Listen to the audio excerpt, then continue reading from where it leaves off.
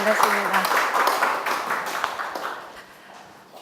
저희 이력서 중에서 베스트 티처상 받았다는 거를 얘기를 해야 되나 말아야 되나 고민을 많이 했었는데 역시 일단은 강의를 맡게 된 최경희이고요. 정말 만나서 반갑습니다. 이렇게 경희대학교 이제 NGO학과라고 하는 이제 유일무이한 학과에서 지금 굉장히 시리즈잖아요. 세계 여러 나라의 시민운동의 특징과 동향이라는 주제하에 인도네시아 관련된 사례를 발표하게 됐습니다. 정말 만나서 반갑고요.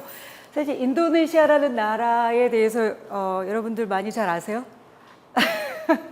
혹시 인도네시아에서 여행을 해보신 적 있으신가요? 있으세요? 아니, 여행을, 고개를 끄덕이시길래. 예, 어디 갔다 오셨어요? 바탐? 예, 저도 갔다 왔는데. 어떠셨어요, 바탐? 마음이 안 좋았어요. 왜요? 그렇죠. 아직도 그 사는 모습 보면은 좀 짠한 부분도 있다는 거죠. 관광객들이 가봤을 때 이제 현지에 사시는 분들을 보면은 정말 인도네시아라는 나라가 사실은 좀 약간은 보면은 좀 하찮게 보이는 나라 이렇게 느껴지는데 저는 운명처럼 인도네시아라는 나라를 만나게 돼서 제 인생에서 굉장히 중요한 부분을 좀 차지하고 있는 것 같아요. 그것까지는 다 말씀을 못 드리고요. 일단은 인도네시아의 오늘 시민사회와 사회운동이라고 하는 포커스에 대해서 이제 얘기를 드릴 건데 왜 인도네시아의 시민사회인가라고 하는 질문을 좀 해볼게요. 여러분들 이제 시민사회 관련돼서 중요한 이유들은 많이 이유가 있겠는데 제가 이 강의를 준비하면서 더 확신이 왔던 건 뭐냐면 인도네시아가 세계적으로 주목받고 있는 여러 가지 이유가 있거든요. 그 중에서는 경제적으로 굉장히 성장의 가능성이 있는 나라라고 해서 이제 뭐 중국이 뜨는 건 이미 다 얘기가 되는 거고 브라질, 그 다음에 동남아에서 베트남과 인도네시아를 얘기해서 많은 신조어를 얘기하는 것이 인도네시아 국가예요. 근데 아시다시피 인도네시아가 세계 4위의 인구 규모를 갖고 있거든요.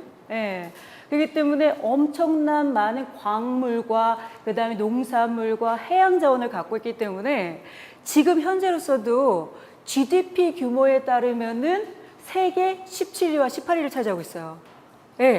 그런데 이게 이제 1인당 GDP로 얘기했을 때, 즉 2억 4천 명의 인구로 나눈다고 생각했었을 때는 1인당 GDP가 3,000불 정도 되는 거예요. 그렇기 때문에 지금 현재는 빈곤 국가에 해당되는 거죠.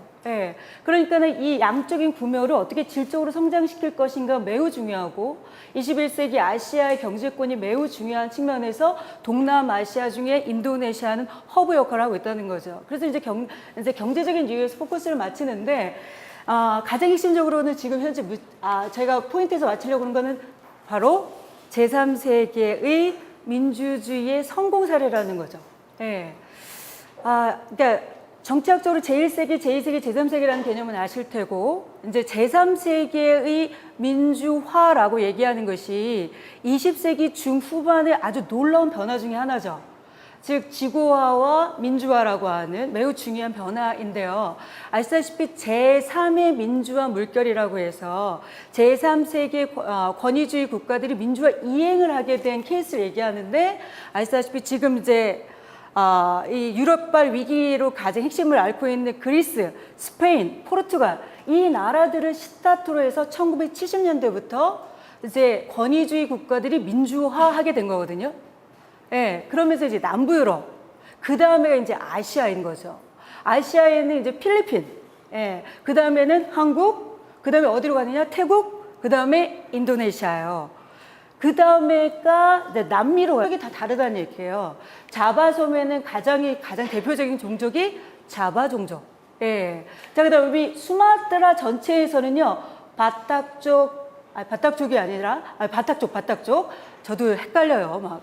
바탁족, 그 다음에 여기는 미난카바우 종족, 그 다음에 여기 술라웨시에서는 뭐냐면 부기스 종족. 여기 사람들은 뭐에 능할 것 같아요? 어업에 굉장히 능한 종족인 거죠.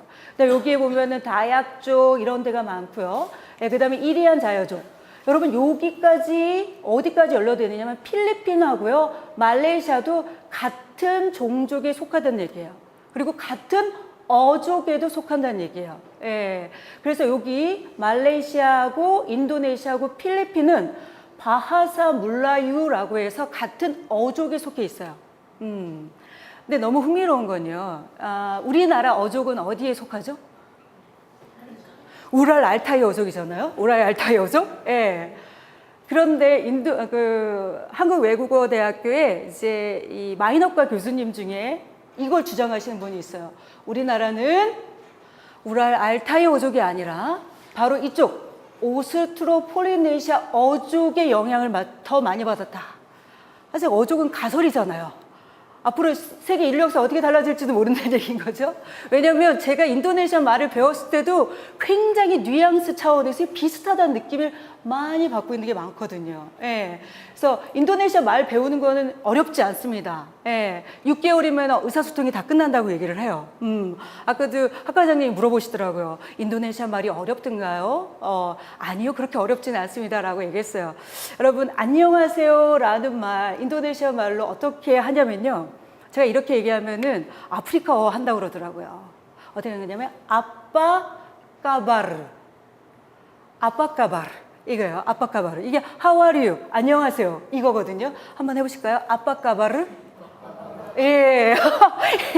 그래서 약간 아프리카어 같은 느낌이 안 드세요? 이 바하사 물라유라고 하는 것 자체가 이 멀라유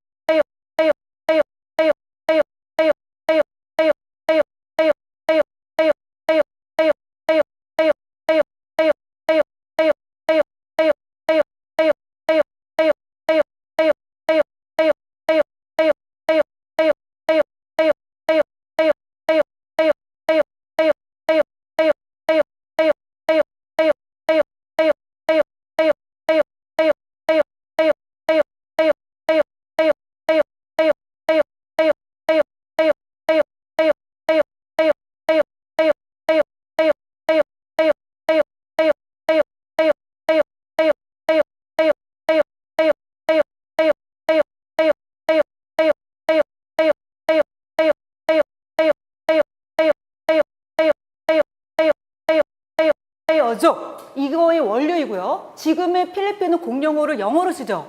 영어를 쓰는데 원래 그러니까 원주민의 언어인 따갈로어, 예, 따갈로어도 바하서 물라이 어족의 하나를 송환한다는 얘기예요. 그래서 너무 놀라운 건 필리핀 사람이 인도네시아에 가면 옛날 고어를 통해서 의사소통이 되더라고요. 예. 그다음에 지금 바하사 인도네시아 말은 당연히 말레이시아로 가도 통하고요. 브루나이에도 통하고요. 그다음에 동티모르 아시죠? 동티모르가 2005년에 독립이 됐잖아요. 동티모르는 포르투갈에 의해서 식민지가 돼서 포르투갈어를 많이 쓰는데 거기 원주민들 같은 경우도 공용어로 뭐가 쓰는 거예요? 바하사 인도네시아 말을 쓴다는 얘기예요. 그래서 지금 인도네시아 말은 거의 3개에서 4개, 5위 정도에서 준하고 있다는 얘기인 거죠. 예. 자, 특징적인 게 뭐냐면 바로요. 500여 개의 종족으로 구성된 나라는 얘기야. 와우. 이런 나라가 하나의 나라를 갖고 있어요. 500여 개의 종족. 그러니까 이거는 기본적으로 다양하다, 다민족이다, 다문화다. 이건 기본적 인도네시아 특징이라는 얘기예요. 자, 그랬을 때,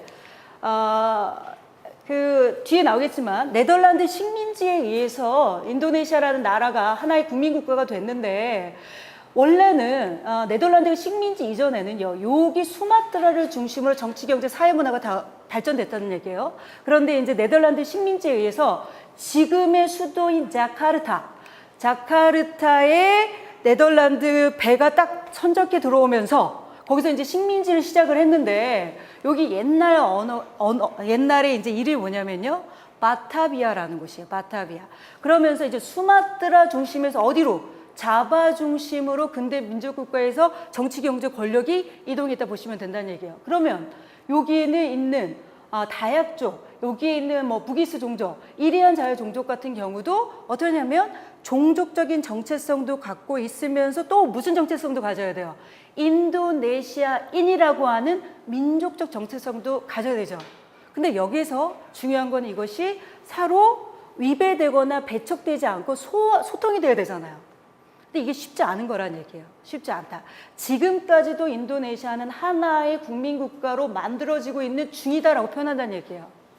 자, 왜 그러냐면 이때 여기가 바로 여러분들이 알고 있는 아체라는 지역이에요.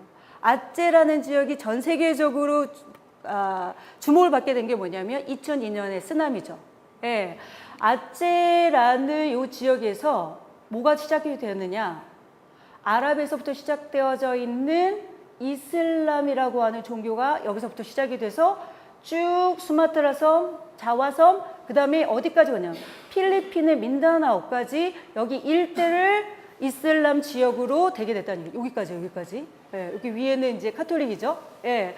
그렇기 때문에 이 아체라고 얘기하는 것 자체가 시작점이기 때문에 인도네시아의 분리 독립을 하려고 했다는 얘기예요. 인도네시아로부터. 왜냐하면은 이 이슬람을 중심으로 한 국가들을 만들고 싶어 했다는 거죠. 그런데 2002년에 쓰나미가 옴으로 인해서 외부적인 도움을 받지 않을 수 없어서 이것이 분리 독립부터 벌어서고, 그다음에 더 중요한 건 2004년에 유도이노라고 하는 대통령이 등장을 함으로 해서 분리 독립하지 않으면서 특별한 자치주를 주면서 하나의 국가로 통합하게 됐다는 얘기예요. 그런데 통합하지 못한 국가가 뭐냐면 바로 동티모르가 분리독립됐다는 거죠. 예. 그 다음에 이쪽에 이리안 자유도 분리독립하기를 원한다는 얘기예요. 이 얘기는 뭐냐? 다양한 종족들이 인도네시아라는 하나의 국가를 만드는 데 있어서 과정적으로 진행되어져 있고, 여기에서 이탈한 케이스가 있는가 하면 통합된 사례들도 있다는 얘기예요. 이건 뭐냐? 민족주의와 종족주의 간에 여전히 갈등도 있다라는 거죠. 갈등도 있다. 자, 그 다음에 이런 면에서요. 지금 우리가 인도네시아 시민사회에 대한 얘기를 하잖아요. 시민사회. 여러분, 시민이라고 하는 것은 근대적 개념이잖아요. 근대적 개념. 그런데 이 근대적이라고 하는 것 자체에서 인도네시아는 과연 전 국토가 근대적 시민사회라고 하는 성격을 과연 규정받을 수 있겠느냐. 그렇고는 100% 그렇지 못하다는 거죠. 왜냐하면 전통적 요소,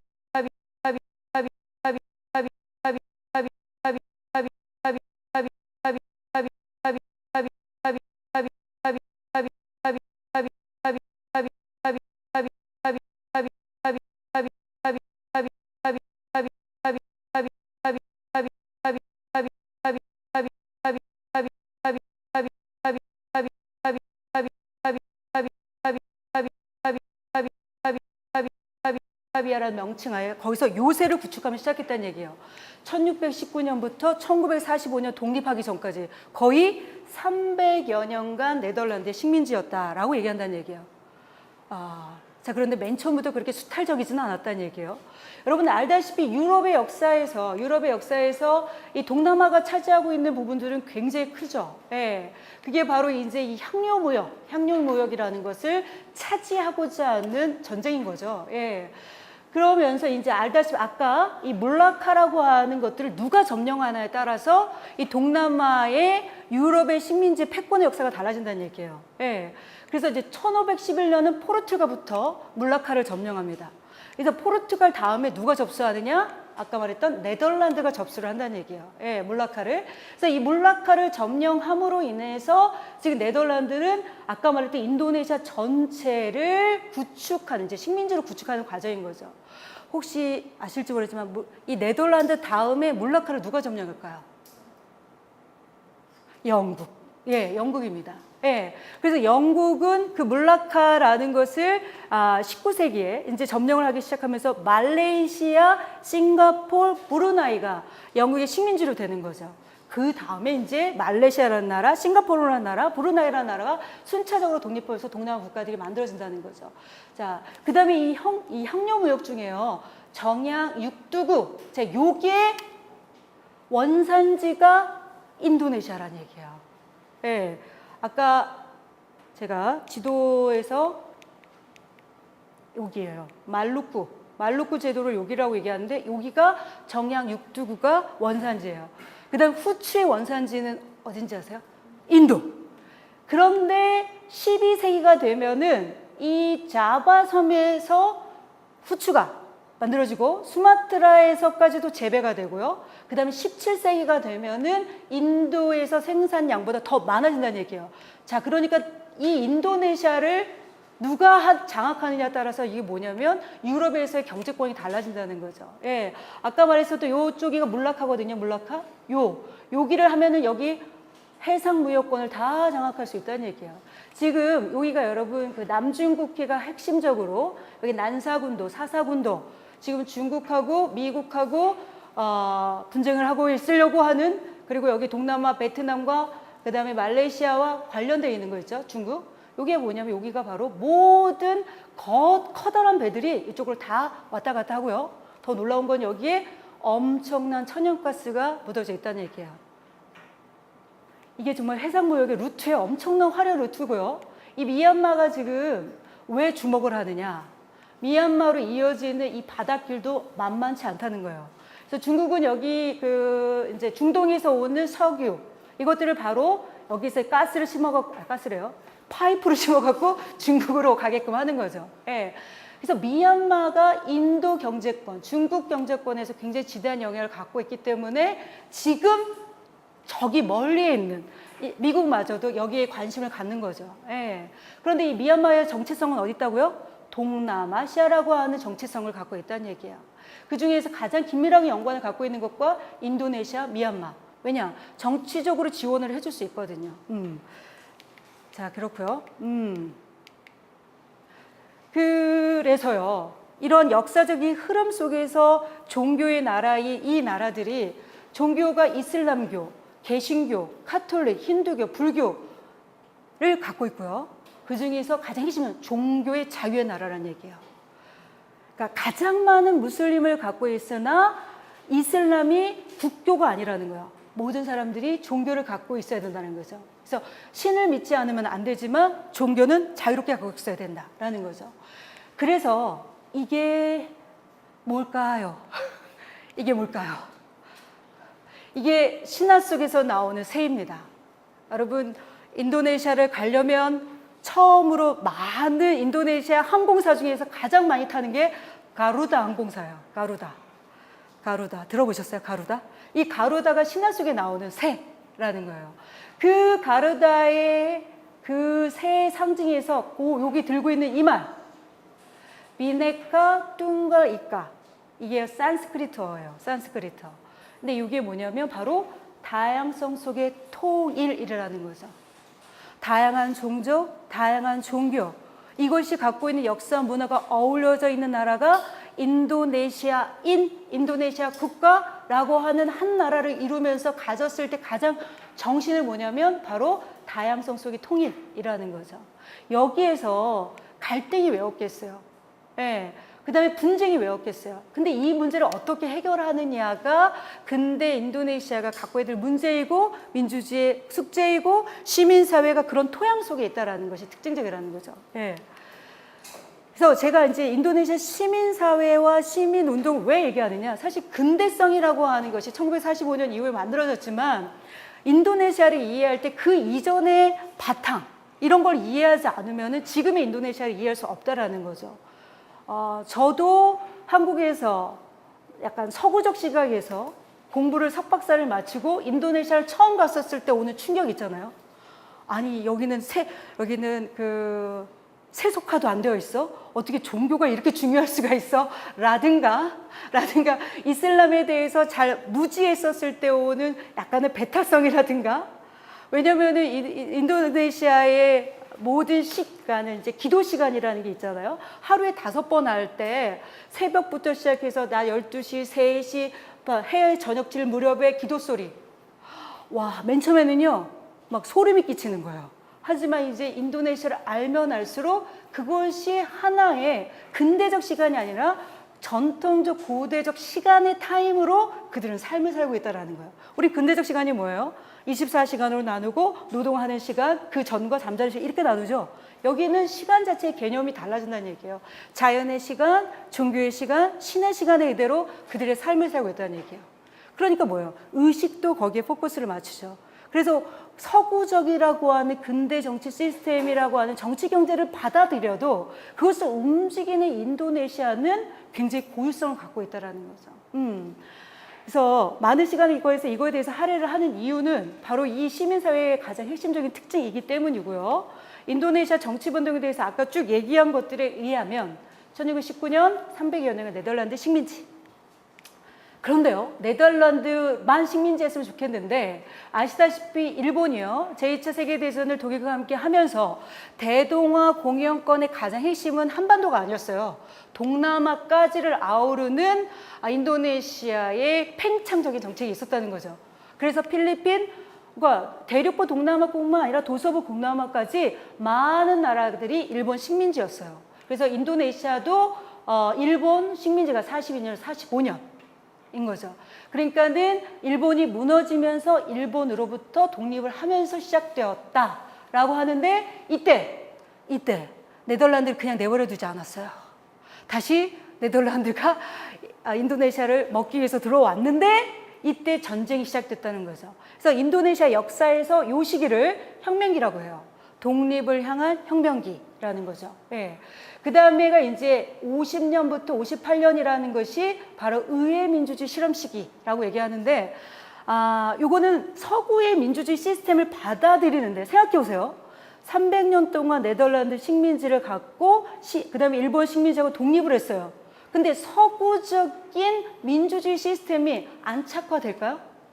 되게 어려웠어라는 얘기예요. 그래서 실험 시기였지만 이건 안 되겠다 싶어서 수카르노라고 하는 초대 대통령. 예. 여러분 이제 인도네시아 딱 도착하면 국제공항이에요.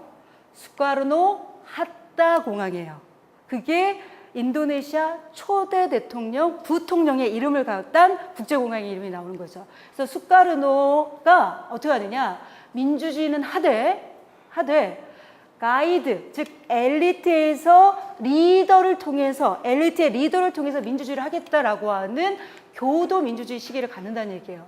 자, 그 다음에 이제 나사꼼 체제라고 하는 것을 갖는데, 이 나사꼼 체제는 뭐냐면 민족주의 세력, 그 다음에 종교 집단, 그 다음에 좌파인 공산주의 세력, 이것들이 협력하여 하나의 체제를 이루겠다라고 수카르노가 얘기했다는 얘기예요. 여러분, 우리나라 근현대사랑 똑같습니다. 식민지 이후에 독립하는 과정에서 좌우에 으렁으렁. 그런데 이때 수카르노는 그 중립을 지켜서 다 같이 가겠다라고 얘기했다는 얘기예요. 그 다음에 여러분, 수카르노가 매우 중요한 역할을 국제적으로 했었는 게 뭐냐면, 반둥회의라고 아시죠? 반둥회의. 자, 신생 독립국가들이 제1세계도 아니요, 사회주의 제2세계도 아니라 제3세계 독립국가들이 하나의 독자적인 길을 가기 위해서 반동회의를 했는데 그걸 누가 했느냐? 수카르노가 했다는 얘기야. 네. 그래서 수카르노는 이 제2차 세계대전이라고 하는 이후에 냉전이 진행되어지는 시기에서 제3세계 신생 독립국가의 외길, 이걸 가려고 했다는 얘기예요. 네. 그래서 수카르노는 베트남의 호치민, 그 다음에 중국, 베이징, 그 다음에 평양 이런 축으로 외교 노선을 갖고 있었다는 얘기예요. 그런데 결정적으로 우리가 여기 시기를 중요시 여겨야 되는데 이 수카르노의 중립 외교 노선 그리고 독자적인 외교 노선은 굉장히 줄타기 같은 느낌을 갖다는 거죠. 중립을 하려고 했었나 중립이 잘 안 되는 거죠. 그래서 이쪽 군부를 중심으로 해서 쿠데타가 일어난다는 얘기예요. 예, 그게 바로 1965년 930 사태. 이것을 시작으로 해서 인도네시아는 98년 민주화되기 전까지 군부 또는 관료적 권위주의를 32년간 경험을 해요. 우리 박정희 정권은 몇 년이에요? 18년이죠? 예, 32년간 예, 배예요. 그러니까 여기에서의 초기에 인도네시아 시민사회와 시민운동이 얼만큼 군부 권위주의에서 억압의 대상이었는지 알 수 있다는 얘기예요. 인도네시아에서 시민사회의 출발은요, 1900년대 초, 1915년하고 1920년대에 이슬람이라는 것을 중심으로의 개혁운동이 시작하면서 시민사회가 각성하기 시작했다는 얘기예요. 그러면서 이슬람으로 중심으로 한 의료운동, 그 다음에 민족주의 독립운동 이런 것들이 서서히 시작이 됐고 그 다음에 독립을 하면서 같이 힘을 실어줬다가 바로 이 군부 권위주가 되면서 억압의 대상이 되는 거죠. 예. 그래서 이 수카르노 다음에가 이 수하르토가 군 장성 출신인데 군부 내에 있는 쿠데타를 진압하는 과정에서 새롭게 등장을 하고 그 이후로 신질서라는 체제를 만들어서 군부와 관료를 중심으로 32년간 집권했다는 얘기예요. 그러고 나서 이 수하르토가 무너지게 된 게 바로 민주화 이행기라고 하는 제3의 민주화 물결 중에 동남아 사례 중에 세 번째 국가가 되는 거죠. IMF 외환위기. 예, IMF 외환위기 태국을 중심으로 시작해서 인도네시아, 말레이시아, 우리나라까지 맺힌 거죠. 이런 건 어떤 의미를 갖고 있느냐. 억압한 것의 정통성이라는 것은 뭐예요? 경제적 정당성이죠. 그러니까 민주적인 것을 억압할 때 사람들이 참을 수 있는 거는 그래도 먹고 살만하니까 이거잖아요. 그런데 이게 IMF 외환위기가 되면서 정말로 극심한 빈곤의 상태가 오니까 그 이전에 있었던 민주화 운동이라는 것과 열망과 쫙 진행이 되는 거죠. 그래서 98년이 바로 민주화 이행을 시작했다라고 보시면 되고요. 그러면서 이 99년에 자유총선거, 그러니까 여기서 1955년에 바로 제너럴 일렉션, 지금 우리가 선거를 하죠. 국회의원을 뽑는 자유로운 직선제 선거가 55년에 있다가 그 이후로는 한 번도 없었어요. 44년 만에 99년에 자유총선거가 실시가 되는 거죠. 요때 만들어진 국회를 중심으로 민주화가 시작이 된다는 얘기예요. 그래서 이 99년에 국민협의회라고요. 이거는 인도네시아 아주 독자적인 기구예요. MPL이라고 해서 국민협의회 안에서 신임 대통령이 선출이 되는 거예요. 그러니까 간접선거죠. 이때까지는. 와히드라고 하는 뒤에 나올 거예요. NU, 나우다투 울라마라고요. 무슬림 단체의 최고 수장이 대통령으로 MPL에서 선출이 돼요. 이것이 어떤 의미를 갖고 있냐면 아까 이 수하르토 신질조 체제에서는요, 종교적으로 무슬림의 국가이긴 하지만 무슬림이 정치 세력화하는 것을 원치 않았어요. 왜냐하면 그들이 세력화되면은 이 수하르토를 중심으로 권력이 공고화되지 못하기 때문에. 그렇기 때문에 무슬림 국가인데요, 무슬림이 정치 세력화되지 못했다는 얘기예요. 그리고 이 시기에 70년대가 되면 정당 간 통폐합을 하기 때문에 억압적인 질서 안에서 이 무슬림 세력도 자기 의사를 표현하지 못했다는 얘기예요. 그런데 민주화가 되고 나서 이 첫 대통령이 뒤에 나올 NU의 지도자였다는 것은 획기적이라는 얘기예요. 그런데 이 NU가 끝까지 잘 가지 못하고요. 부패 혐의로 탄핵이 돼요. 그래서 이 메가와띠라고 하는 부통령, 지금 인도네시아를 좀 알고 계신 분들은 메가와띠가 지금 2004년도도 2009년도도 대통령 후보로 나왔는데 차기에도 대통령 후보로 나올 거예요. 메가와띠라는 분이 수카르노 초대 대통령의 딸이에요. 예. 그래서 부통령이 됐고요. 그 다음에 2001년도로 이 지방자치제가 도입됐다는 게 굉장히 의미가 있어요. 왜냐하면 여러분 그 큰 국가에서 다 지방자치가 되면은 독자적인 영역으로 그 공적인 질서가 움직여야 되죠. 그런데 굉장히 많은 공백이 있다는 얘기예요. 이때 뭐가 등장하느냐? 지방에 있는 시민사회, 시민단체들이 지방을 움직이는 핵심적인 동력으로 작용한다는 얘기인 거죠. 예. 그 다음에 2002년까지 바로 이제 민주적 신헌법이 완성이 되어지면서 바로 아까 말했죠. 99년 총선, 바로 2004년에 두 번째 총선거하고 최초의 직선제 대통령이 된다는 얘기예요. 우리가 1987년 우리가 한국에서 민주화 이행기라고 얘기할 때 얘기는 뭐냐면 87년을 통해서 최초 직선제 대통령제를 받아냈고 그래서 대통령이 뽑힌 거잖아요. 이것도 똑같은 얘기예요. 2004년에도. 그리고 난 다음에 2004년이 뭐냐면 신생 정당인 민주당을 배경으로 유도현호 대통령이 최초로 직선제 대통령을 뽑힌다는 얘기예요. 이 유도현호 대통령으로 선출되는 과정에서 핵심이 뭐냐면 바로 98년부터 2004년까지는요. 대외적으로 외교력을 인도네시아는 발휘하지 못했어요. 그 전까지는 동남아에서 굉장히 외교의 맹주였었는데 국내적인 민주화시키는 과정에서는 국제적인 활동은 하지 못했어요. 하지만 2004년 유도현호가 되고 난 다음에 다시 복귀하기 시작한 거죠.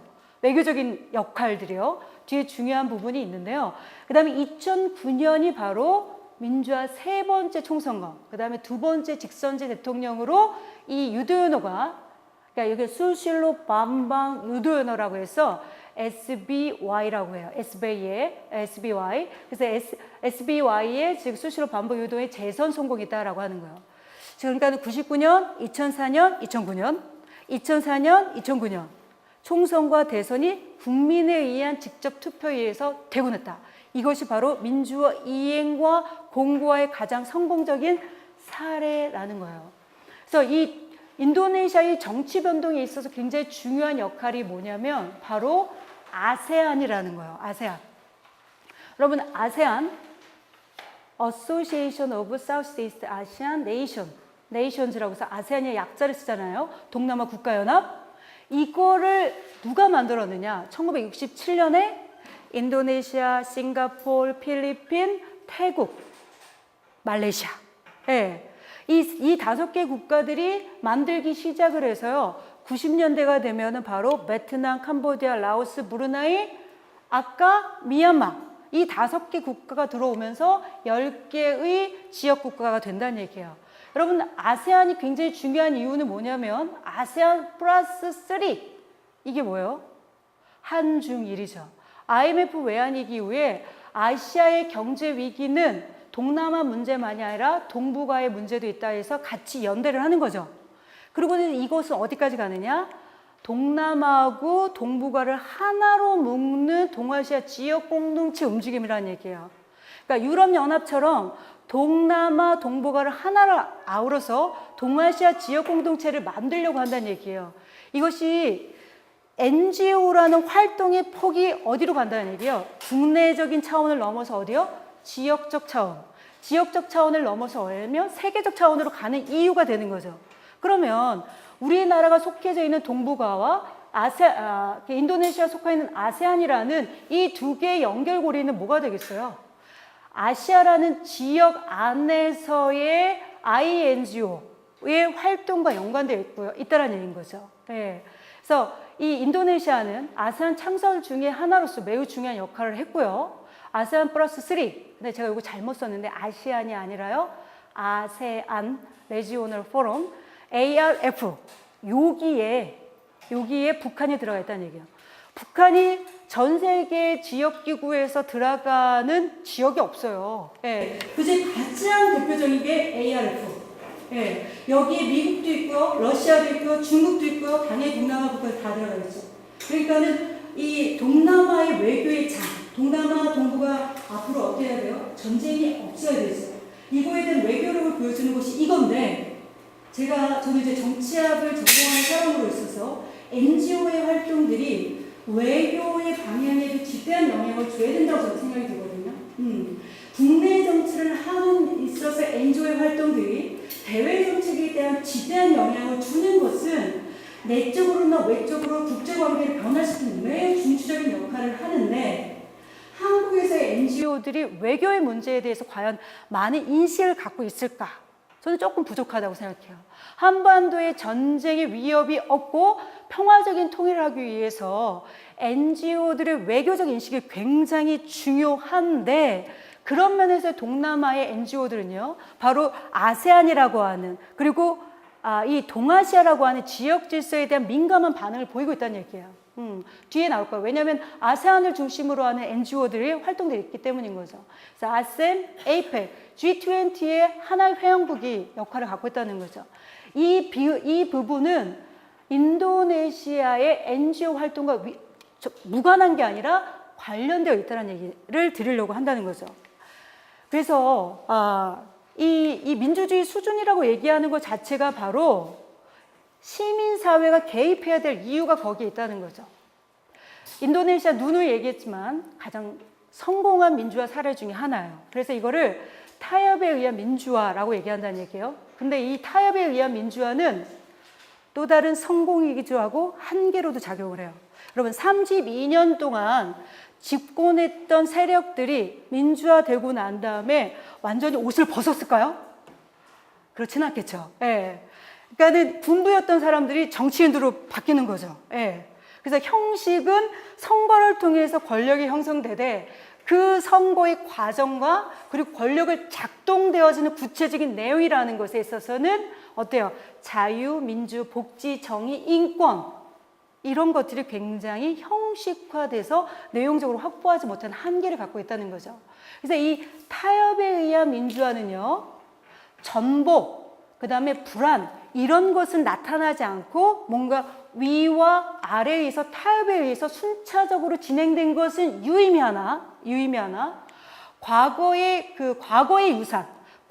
유산 같은 것들이 깨끗하게 해결되지 못함으로 인해서 형식적으로는 민주주의나 내용적으로는 민주주의가 아닌 그 갭을 만들어냈다는 얘기예요. 그래서 이건 필리핀도 마찬가지고요, 태국도 마찬가지고, 우리나라는 어떨지 모르겠습니다. 예. 그래서 이 나라들을 뭐라고 얘기하냐면 과두제 민주주의라고 얘기한다는 얘기예요. 여러분, 과두제라는 게 뭐예요? 소수의 엘리트들이 지배한다. 이걸 과두제라고 하잖아요. 근데 디모크라시라는 건 뭐예요? 피플에 의한 지배를 얘기하는 거예요. 근데 피플은 형식이 그렇고 실제로는 과두제, 소수 엘리트들이 지배하고요. 그 다음에 민주주의의 핵심은 뭐냐면 정당 정치인데, 그 정당 정치가 카르텔화되어 있다. 이게 뭐냐면 기업과 관료와 권력의 엘리트들이 담합의 구조를 갖고 있다는 얘기예요. 예. 그래서 이것을 전 세계적으로 민주주의의 한계라는 표현을 쓴다는 얘기예요. 저는 이 민주주의의 한계를 돌파하는 유일한 매개는 시민사회의 힘, 시민운동의 다양한 활동, 그리고 내용적 기여이라고 저는 생각이 들거든요. 지금 현재 그 프리덤 하우스에 의하면 인도네시아는요, 우리나라와 수준을 같이 하는 국가예요. 자유로운 국가라는 거죠.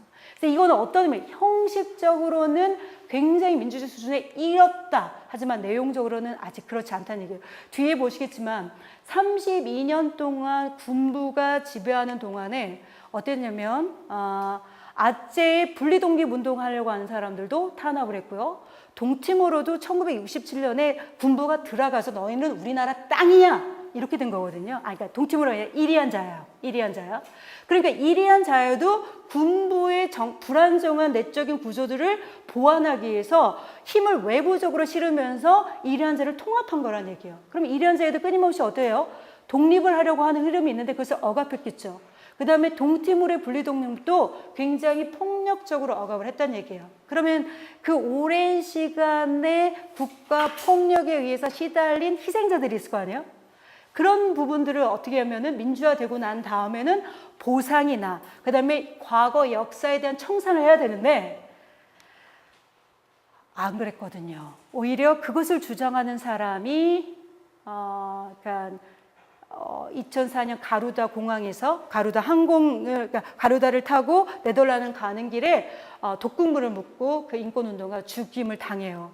예, 그렇기 때문에 형식적으로는 민주주의이긴 하지만 그 내용적에서 굉장히 부족한 게 현재 인도네시아 민주주의 수준이라는 얘기예요. 그래서 인도네시아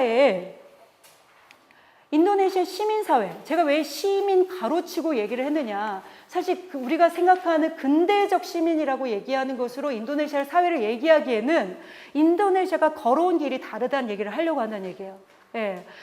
지금 인도네시아는 큰 나라가 33개의 주를 갖고 있어요. 33개의 주 중에 도시화가 진행되어지는 주는 딱 4개 주밖에 없다는 얘기예요. 도시화라는 건 농촌에 사는 사람보다도 도시에 사는 사람이 더 많은 걸 얘기하잖아요.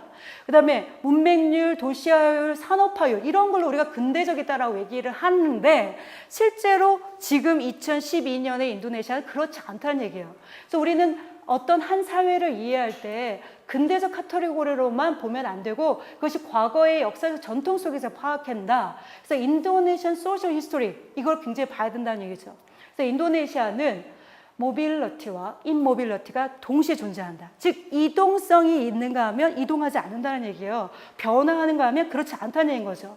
여러분 지금 우리나라에 발리를 가본 사람 꽤 되죠. 근데 인도네시아 사람 중에서 발리를 가본 사람이 얼마나 될까요? 인도네시아라는 그 넓은 나라에서요.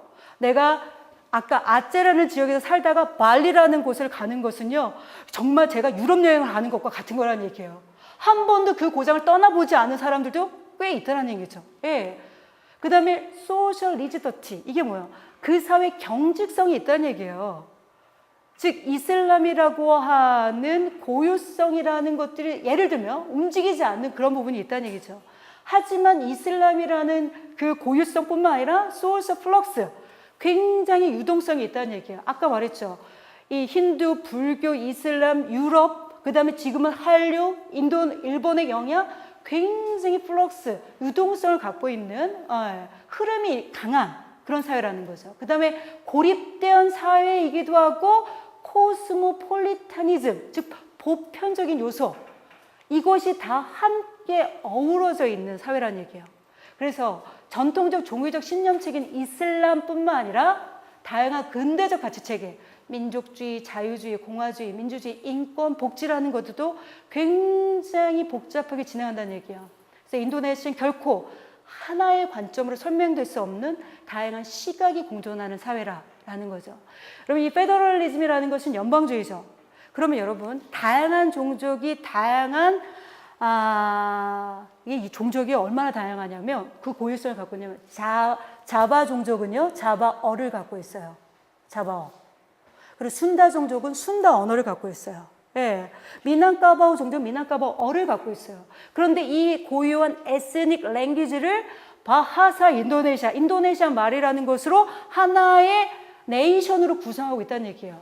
그래서 페더럴리즘으로 가야 한다는 입장이 있는가 하면 아직 그렇지 않아야 된다는 입장이 같이 진행된다는 거죠. 예. 그 다음에 이 정당 정치도 우리나라 지금, 저는 민주주의 꽃은, 근대 민주주의 꽃은 이 정당 정치인데 이 정당 정치는 어디에 기초하고 있어야 돼요? 시민사회에 긴밀하게 기초하지 않은 정당 정치는 민주주의 꽃이 아닌 거죠. 예. 그렇기 때문에 이 파티 폴리틱 정당 정치라는 것 자체도 인도네시아 시민사회에서 복잡한 논의를 갖고 있다는 거죠. 그 다음에 또 뭐냐면 이슬라믹 스테이트, 이슬람 국가를 만들고 싶어하는 정당들도 있다는 얘기예요. 지금 중동이나 모든 나라들은 다 신정 정치이죠. 즉, 그 샤리아라고 하는 이슬람법에 기초한 국가를 만들고자 한다는 얘기예요. 근데 인도네시아는 그렇지 않거든요. 뒤에 통치 이념이 판차실라라고 하는 이런 이념을 갖고 있는데 지금 현재 인도네시아는 세속 국가예요. 세속 국가. 그런데 이것이 아니라 인도네시아가 이슬람 국가로 가야 한다라고 하는 주장을 하는 누구도 있다는 얘기예요. 정당도 있다는 얘기인 거죠. 네. 어디로 갈지는 잘 모르겠다는 거죠. 그 다음에 이 좌파적인 흐름도 있다는 얘기예요. 여러분 아까 말했어요. 무신론, 그러니까 이제 그러니까 종교가 굉장히 중요한 사회에서 신에 대한 인정을 안 하면 안 되는 거죠. 그런데 거기에서 좌파의 급진적 운동도 굉장히 맹렬하게 진행된다. 이걸 어떻게 설명할 것이냐. 사실 이것이 전통적인 요소랑 위배되느냐. 사실 안 그렇게 해석하는 경우도 굉장히 많다는 얘기예요. 자, 그 다음에 여기요. 이데올로기 오브 판짜실라. 이게 바로 판짜실라. 인도네시아 말은요. 스펠링은 알파벳으로 쓰고요. 발음은 된 소리를 내는 거예요. 예. P는 빼로 나는 거죠. C는 째. 그래서 그래요. 판짜실라. 어렵지 않죠? 네, 판짜실라. 판짜실라. 그래서 이렇게 배워간 사람이 거기 코카콜라가 알잖아요. COC. 그래서 그걸 뭐라고 했냐면 쪼짜 쫄라 주세요. 라고 했대요. 하지만 외래어는 외래어 발음 그대로 쓰는 거예요. 그래서 쪼짜 쫄라가 아니라 코카콜라라고 씁니다. 그래서 저도 그 얘기를 예를 들면서 있잖아, 이거 그대로 발음하면 되거든요. 여기서 이 판짜실라라는 것이 아까 초대 대통령이 누구라고요? 수하르토, 하타. 이 사람들이 독립위원회를 만들어서 독립을 선포하면서 우리나라는 판짜실라라는 통치 이념으로 구성된다라고 얘기했다는 얘기예요. 근데 여러분 판짜실라가 정신이요. 제가 5가지 원리예요. 판짜실라라는 5가지 원리. 첫 번째가 뭐냐면 전능하고 유일한 신에 대한 믿음. 전능하고 유일한 신에 대한 믿음이라는 얘기예요. 유일신을 굉장히 중요시 여긴다는 얘기예요. 둘째가 공정하고 예의 바른 인간성. 인간성. 그다음에 셋째는 인도네시아의 하나됨. 인도네시아 하나됨. 그다음에 넷째는 뭐냐면 협상과 대표 원리. 즉 여러분 협상, 그 다음에 합의. 이게 민주주의 원리에 굉장히 중요한데 협상과 대표 원리에 기초한 민주주의를 하겠다라고 하는 것이 판짜실라의 3번째 원리예요. 그 다음에 셋째가 아까 통일성이라고 했죠. 넷째. 5째가 뭐냐면 인도네시아 전 민중을 위한 사회 정의, 소셜 저스티스를 굉장히 중요시 여긴다는 얘기예요. 이게 뭐냐면 판짜실라라고 하는 통치 이념이에요. 그래서 인도네시아 헌법의 정신, 전문에 나와 있는 거죠. 즉 리퍼블릭 오브 인도네시아라는 인도네시아 공화국은 지금 현재 어떠한 정신에 기초하느냐? 판짜실라라는 정신에 기초하고 있다는 얘기죠. 자, 여러분 보면 이거는 세속화된 이념도 갖고 있고 첫 번째 원리는 유일신에 대한 믿음을 고백해야 된다는 거죠. 이 사회가 움직이는 고유한 정신을 저는 보여주고 있다거든요. 우리나라 1980 우리나라 지금 헌법 이념 중에 전문이 뭐라고 있는 거 아시죠? 4.19 그러니까 3.1 운동 정신에 기초한 정신과 그다음에 4.19 민주주의 정신에 기초해서 움직인다라고 우리 써여 있어요. 그리고 보편의 막 이런 거 굉장히 중요합니다. 한 국가가 어떻게 운영할 것인가는 다 헌법에 있고요. 그 헌법의 전문의 정신에 나와 있다는 얘기예요. 예를 들면 프랑스는 지금 어떻게 움직여요? 1789년에 있었던 프랑스 대혁명, 자유, 평등, 박애에 기초해서 공화주의로 움직이죠. 그 다음에 중국이라고 나라는 중국 혁명의 정신에 기초해서 지금 현대 국가가 움직이고 있다라고 얘기한다는 얘기예요.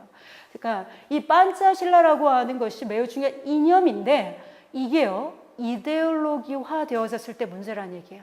여러분, 이데올로기라는 말이 뭐예요? 형해화라는 거죠. 굉장히 단순해진다는 얘기예요. 여러분, 굉장히 아까 판짜실라라는 것 자체가 굉장히 5가지는 원리로 되면 상호 보완적이고 굉장히 추상적이고 사상적 이념을 갖고 있죠. 이데올로기는 높은 철학이나 사상적 원리를 대중에게 세뇌를 시키는 과정에서 그 고차원적이고 철학적인 문제는 다 무시하고 뭐 해야 되는 거야? 쇠뇌되어지고 단순화되어지는 것을 이데올로기라고 얘기하죠. 여러분, 코뮤니즘이라는 공산주의는 굉장히 복잡한 철학적 개념을 갖고 있어요. 근데 공산주의 이데올로기는 그것과 전혀 다르죠. 바로 이겁니다. 자유주의도 굉장히 복잡한 철학적 사상적 내용을 갖고 있어요. 그런데 그건 뭐예요? 이 자유주의가 이데올로기가 되면 뭐가 되는 거예요? 시장 만능주의가 되는 거죠. 바로 이데올로기라는 것 자체가 대중에게 판차실라를 정할 때 굉장히 통치 이념으로 형이화됐다는 얘기예요. 누가 했느냐? 바로 수아르토 체제에서 자기의 권력들을 공고하기 위해서 판차실라를 통치 이념으로 굉장히 형이화했다는 얘기예요. 그렇기 때문에 요거에 대한 논쟁도 지금 굉장히 있을 수 있다는 거죠. 그 다음에 여기 보면요. 인도네시아인, 암본 사람, 아체 사람, 자바 사람, 발리 사람. 예. 이것도 지금 인도네시아를 설명하는 데서 매우 중요한 키워드 중에 하나는 얘기죠. 예. 이게 뭐냐면 민족성이냐 종족성이냐. 우리나라처럼 하나의 종족이 하나의 국가를 만드는 것은 역사 이래로 굉장히 예외적인 나라잖아요. 프랑스라는 것은 프랑스라는 네이션을 만들기 위해서 여러 에스닉이 하나의 형성을 두는 것처럼요. 근데 그것도 갈등이 통합의 역사를 가졌던 것처럼 인도네시아도 이것도 지금 현재 갈등과 통합의 역사라는 얘기예요. 그 다음에 크리스찬, 무슬림, 힌두 종교적인 거요. 그 다음에 젊은 사람이냐 나이 든 사람이냐. 요즘 우리가 세대 간의 갈등이라는 얘기 많이 하죠. 우리가 왜냐면 왜 세대 간의 갈등이 있냐. 50년 안에 압축 성장을 너무 많이 했기 때문에. 예. 그래서 전 세계적으로 500년간 변했어야 될 거를 딱 50년 만에 변한들까. 이게 완전 세대 간의 갈등인 거죠. 그 다음에 교육받은 자와 그 다음에 농부 이런 계급 간의 갈등 이런 문제가 있다는 얘기인 거죠. 자, 그래서 이 얘기를 왜 하느냐. 인도네시아의 사회, 시민사회 하나로 말하기 너무 어렵고 이런 것들이 역사, 문화의 축적사고에서 지금 인도네시아를 움직이는 키워드들이라는 얘기인 거죠. 그래서 이거는 뭘 얘기하느냐면 이게 월드밸류 서베이예요. 월드밸류 서베이에 대해서 들어보셨으면 아실 분들이 있겠는데 이 잉글하트라고 하는 정치 문화를 연구하시는 분이 전 세계의 사람들의 밸류, 가치 체계가 어떠냐에 대해서를 조사를 해요. 예. 그래서 5년에 한 번씩 조사를 하는데 이 X축, Y축으로 나눠지는데요. X축에서 0을 기준으로 여기 셀프 익스프레션 밸류, 자기 표현적 가치라고 얘기하는 거죠. 이게 뭐냐면 탈물질주의 가치를 얼만큼 표현하는 사회냐. 탈물질주의 아시죠? 즉 삶의 질의 문제에 대한 고민이죠. 환경, 여성, 인권, 복지 뭐 이런 이슈들이 매우 중요하게 자기 표현적으로 드러나는 사회. 아니면 서바이벌 밸류. 이게 뭐예요? 물질적 가치죠. 생존적 가치. 예. 그래서 우리는 보통 유럽을 이렇게 얘기해서 서바이벌 밸류 사회에서 셀프 익스프레션 밸류로, 즉 탈물질적 사회로 변동했다라고 얘기한다는 얘기예요. 예. 그래서 이거 자체가 뭐예요? 소셜 무브먼트가 노동계급 운동에서 어떻게 해요? 복지, 여성, 인권, 삶의 질의 문제로 소셜 밸류가 바뀌었기 때문에 소셜 무브먼트가 바뀌었다라고 전제하고 얘기한다는 얘기인 거죠. 예. 그 다음에 이제 Y축에는 전통적 가치, 트래디션 밸류요. 그 다음에 여기는 시큐러레이셔널 밸류, 즉 세속화된 합리적 가치를 얘기하는 거죠.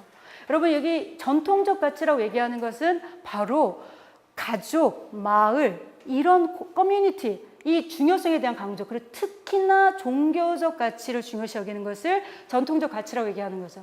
그 다음에 뭐냐, 합리주의. 예. 합리주의를 굉장히 강조하는 거죠. 그래서 이거를 1999년부터 지금까지 5년에 한 번씩 계속 조사를 하는데 표본을 통해서 이 질문지를 통해서 답하면 그 나라 사람들이 어디에 포지션에 위치하고 있는지를 쭉 조사를 한 거예요. 그래서 이 잉글라트하고 웰젤이 이 컬처럴 맵이라고 하는 문화 지도를 만들어내는 거죠. 예. 뭐 이게 다 모든 사람에게 밸류를 설명하지는 않지만 대체로 흐름을 얘기하는 거죠. 그런 석에서 인도네시아라고 얘기하는 것은 여기에 위치하고 있다는 거죠. 트래디셔널 밸류와 서바이벌 밸류의 강조점을 갖고 있는 거죠. 하지만 이슬람 사회에서 여기에 위치를 갖고 있는 것 자체도 굉장히 특징적이라는 얘기예요. 방글라데시아, 파키스탄, 요르단, 이집트, 이게 뭐예요?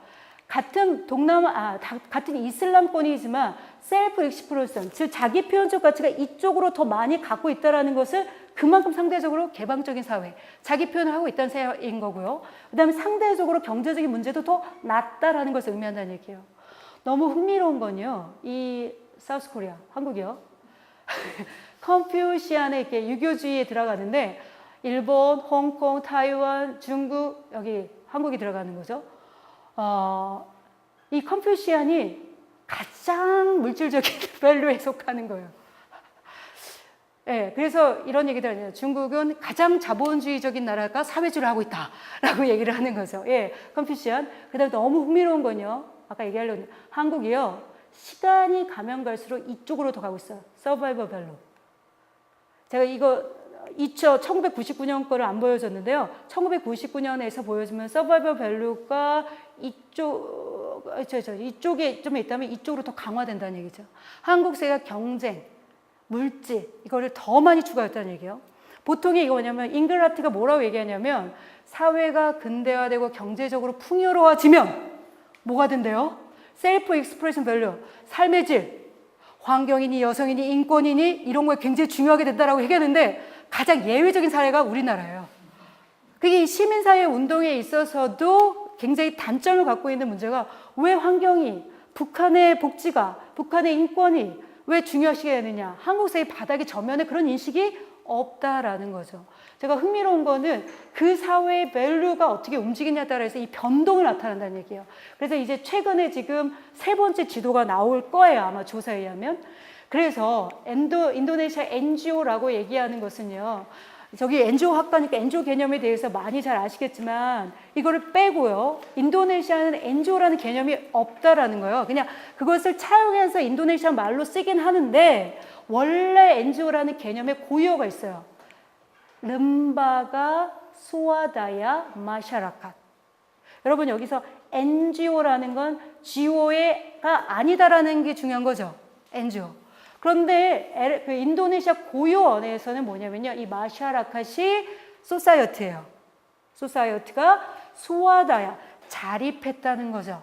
즉 사회의 자율적인 조직이라고 얘기하는 거에서 NGO라고 하는 상대적인 대단 개념보다도 이 사회적으로부터 기초하고 있는 더 강조점이 있다는 얘기인 거죠. 예. 그 다음에 여기 보면 름바가 뻥음방한, 여러분 뻥음방한 그대로 읽으시면 돼요. 안 어렵죠?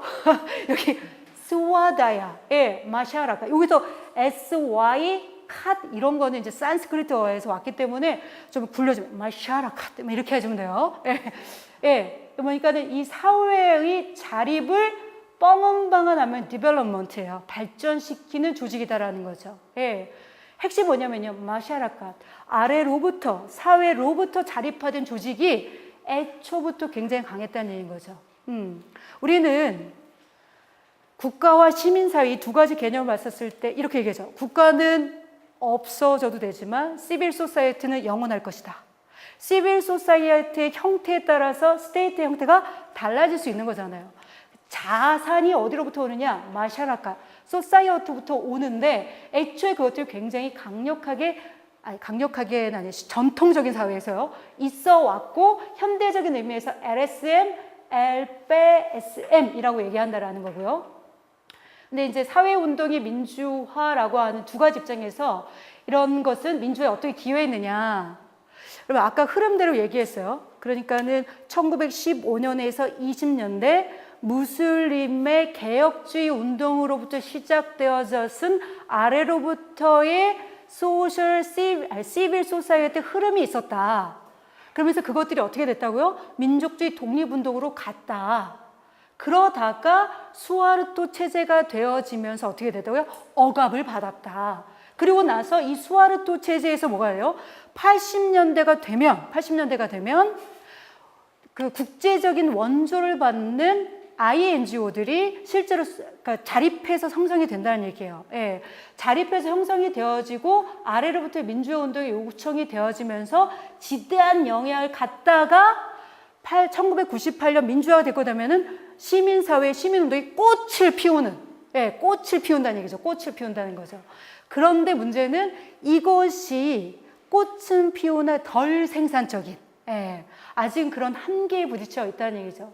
그래서 민주화라고, 이건 저의 생각이에요. 저는 민주화라고 얘기하는 것은 정치적, 사회적, 경제적으로 모든 영역에서 계속적인 민주주의의 전화라고 한다면, 즉 시민사회, 그 NGO 역할은 계속적으로 매우 중요하다는 맥락에서 인도네시아 무슬림 사회에 굉장히 중요한 영향이 있고요. 거기에서 20세기 초반에 중동의 아랍의 이슬람 개혁주의 영향을 인도네시아에도 받는다는 얘기예요.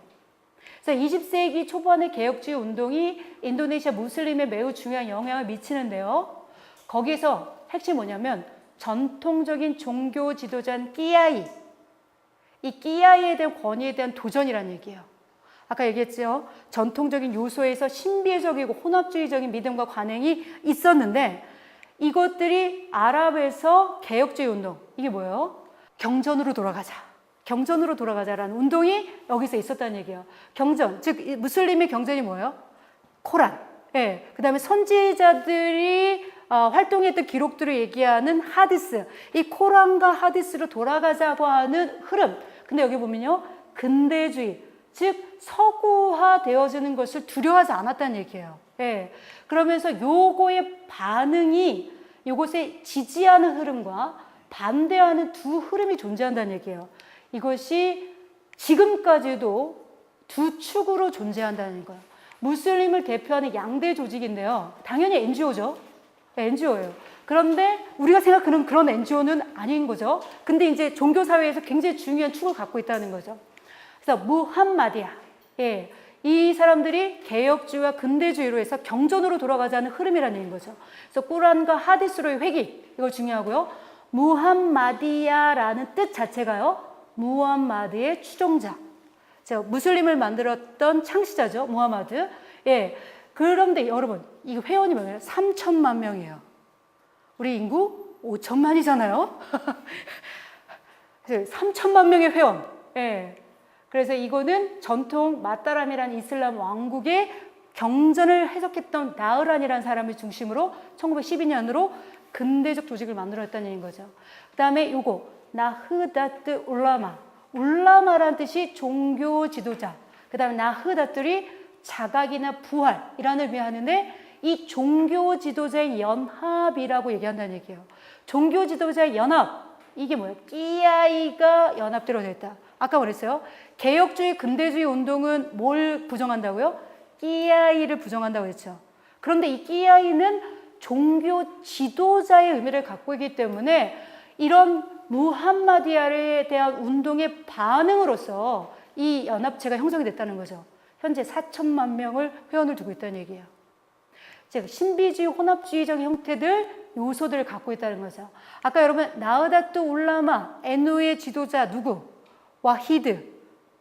예, 와히드라는 사람이 민주화 이행기에 그 국민협의회를 중심으로 대통령이 됐다라는 얘기를 하셨죠. 이 시민사회 NGO의 지도자가 하나의 대통령이 되어졌다라는 것 자체도 엄청난 영향을 갖고 있다는 거죠. 여기가 4천만 명의 회원이라는 거죠. 그래서 무함마디아는 무함마드의 가르침을 돌리는 거예요.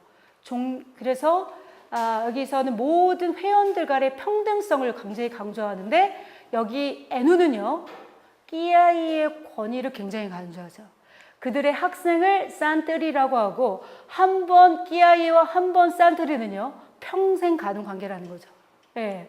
자, 그 다음에 요 NU가 움직이는 저변의 교육기관이 뿌산트렌이에요. 뿌산트렌. 예. 이 뿌산트렌은 지금까지도 있고 이슬람의 교육의 대표적인 기관이라는 얘기죠. 예. 근데 이들 주 자체가 무함마디아나 NU가 민주화되고 난 다음에요. 정당을 만들었다는 얘기예요. 그 다음에 빼까베. 예. 파르타이 아마나 나시오날이라고 하는 정당, 그 다음에 파르타이 끄방키탄, 방사, 이런 그걸 만드는데, 여러분 알죠? 어떠한 억압받았던 이슬람 세력들이 민주화되고 나서 정당을 만들고 이 정당이 엄청난 지지를 받았다는 것도 이 그러니까 무슬림의 조직과 정당의 관계를 보여주는 가장 대표적인 케이스죠. 그런데 특징적인 거는 뭐냐면 생각보다 많은 사람들이 이걸 지지하지 않는다는 거죠. 예. 87%의 무슬림이면 여기 둘 중에 하나는 한 30% 지지할 것 같잖아요. 그런데 이 뺀이나 빼까베 같은 경우는 뭐예요? 아까 무슬림 국가를 만들고 싶어하는 정당들이라는 얘기예요. 그런데 인도네시아 사람들은 어떻다고요? 그러니까 이슬람을 믿고 있지만 세속화된 국가, 세속 국가를 인정한다는 거예요. 그래서 지금 민주화 이후에 초대 대통령이 누구라고요? 유도연호. 예, 유도요노라는 대통령이 파르타이 데모크라는 하는 민주당을 만들어면서 그들이 집권하게 된 거죠. 근데 여기 이제 급진 무슬림 조직들이 있다는 얘기예요. 지금 이렇게 조용한 근대화, 개혁주의, 서구화라고 하는 것들을 하나의 흐름으로 받아들인 세력이 있는가 하면 이슬람 근본주의, 급진주의 세력들이 있다는 거죠.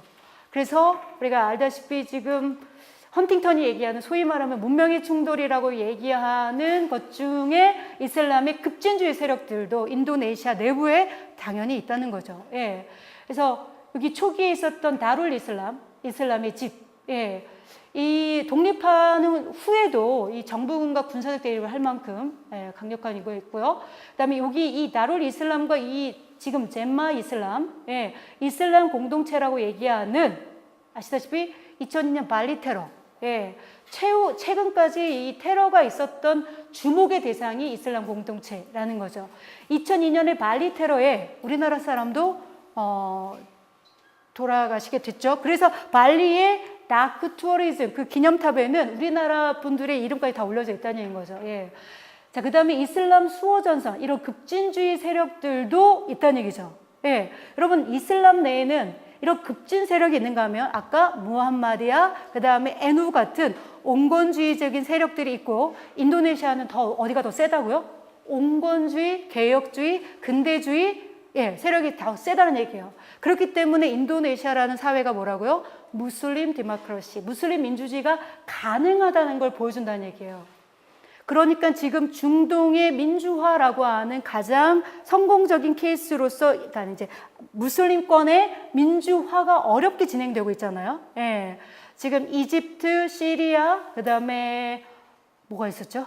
거기 알제리, 튀니지 이런 나라의 그 북아프리카와 중동이라는 지역의 이슬람권이 체제가 변동되어지는데 이것이 무슬림과 민주주의는 양립 불가능한 게 아니라 가능하다라는 대표적인 케이스로 보여준다는데 특징적인 게 뭐라고요? 온건한 무슬림들이 굉장히 다수에 포진하고 있고 그들이 사회 기반과 뭘 또 영향을 주고 있다는 얘기예요. 정치 세력화에서 정치에도 지난 영향을 주고 있다는 거죠. 예. 너무 저는 재밌는 게 이거더라고요. 아흐마디아. 이 아흐마디아가요. 아까 말했던 이슬람 온건주의나 급진주의 세력과는 좀 다른 의미를 갖고 있는데, 이제 아시다시피 이제 이슬람 사람들은 이 무함마드가 선지자로 받아들이고 예수님 다음에 선지자로도 이해를 하는 거잖아요. 그런데 이 아흐마디아 사람들은 무함마드 이후에 미르자 굴람 아흐마드 이들을 마지막 선지자로 믿고 있대요. 그래서 이 아흐마드를 따르는 사람들이라고 해서 이 그룹이 있는데 이 그룹은 이슬람 내에서 이단 종교로 규정된대요. 그래서 이슬람 내에서도 종교 간의 갈등이 있고 왜냐하면 누가 공격을 하겠어요? 급진 이슬람주의들이 이 아흐마디아를 공격한다는 거죠. 근데 회원이요. 신도가 5만에서 8만 정도로 굉장히 강력하다고 합니다. 예. 그래서 이 무슬림과 무슬림 사이의 종교 간의 갈등도 있지만 이 이슬람 과격주의자들은 뭐예요? 제로 처치 팔리시, 즉 이슬람 인도네시아 내에서는 교회가 없어야 된다라고 하는 정책을 강력하게 주장한 세력이 있다는 얘기죠. 즉 암본이나 말루쿠 같은 경우가 아까 그 지도 보셨어요? 암본, 말루쿠 거기에 섬은 뭐냐면 네덜란드가 뭐예요? 네덜란드가 해상무역을 통해서 왔다 갔다 한 지역이고 해상무역이지만 초기에 선교가 일어났던 지역이죠. 그래서 암본과 말루쿠에는 기독교 세력이 꽤 많은데 그 기독교와 이슬람 세력이 갈등이 있었던 지역이기도 한다는 얘기죠. 그래서 인도네시아의 시민사회의 가장 특징적인 것들이 종교적인 문제들이 있다라는 것과 지금 미디어 운동, 미디어 운동이 굉장히 중요하죠. 아까 수하르토 32년 체제를 극복을 하게 되어서 여러 가지 흐름 중에 하나가 바로 미디어 운동인데 미디어의 그 탄압 사례들이 꽤 있다는 얘기예요. 이 시기는 어느 시기냐면 네덜란드 식민지 시기죠. 그러면 네덜란드 식민지는 말레이어, 즉 토착어, 그 다음에 중국어와 토착어를 갖고 있는 신문을 금지하거나 그 다음에 여기는 일본 식민지일 때는 뭐예요? 네덜란드 라디오나 네덜란드어로 되어져 있는 것을 신문을 방송이나 신문을 금지하거나 그랬다는 거죠. 여러분 1950년대는 어떤 의미예요? 아까 수카르노가 집권했다는 거죠. 그러면서 사회가 약간 독립 이후에 혼란스러웠을 때 정치적 색채가 있는 대한 언론에 금지를 한다거나, 그 다음에 아까 65년 기억하세요? 930 사태? 예, 나사콤 체제에서 좌우의 균형 체제에서 어디로 간 거예요? 군부로 갔죠. 그러면서 인도네시아 공산당과 관련 신문을 금지 조치했다는 얘기예요. 65년의 930 사태는요, 민주화되기 전까지는 모든 사람들이 조용히 할 수밖에 없었다는 거야. 극비. 그래서 930 사태에서 죽어간 사람들이 몇만인지 정확하게 자료에 나오지 않을 정도라는 얘기예요. 여러분 킬링필드라는 거 아시세요? 그 캄보디아의 양민학살, 킬링필드. 거기서 몇만이 죽은 건지 대충 아세요? 인구의 3분의 1 이상이 죽었어요. 캄보디아. 200만 이상 죽였어요. 예. 여러분 유대인 학살이 몇 백만이에요?